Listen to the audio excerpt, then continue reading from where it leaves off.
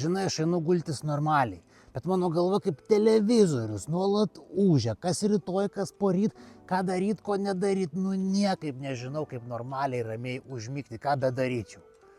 Taip ir prasivartau būna iki paryčių, kol visai nusmingu. Ryte prabudęs, neturiu jėgų, neturiu energijos, nieko nenoriu, esu piktas. Nežinau, ką daryti. Žinau tą jausmą, kai galva tiesiog ūžia, lenda įvairiausios mintis.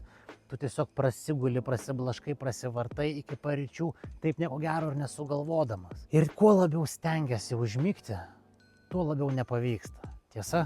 Jo, guli lovoje kokias 2, 3, 4 valandas, spoksai į lubas ir niekaip neužmėgi. Gal turi ką patarti? Turiu.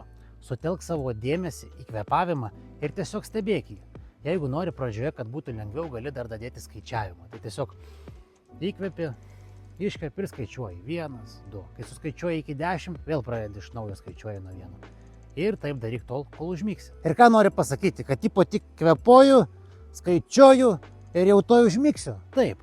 Gal ne po pirmo karto pavyks tau tai padaryti, bet pabandyk kelis kartus, pamatysi, protas nurims, kūnas atsipalaiduos ir užmigti taps daug lengviau. Bet jei nori tikrai kokybiško būdo pailsėti, paleisti įtampas, atsipalaiduoti ir lengvai užmigti, tai išbandyk mano vedamą meditaciją. Jei nori, sakyk, kaip tau duosiu dovanų.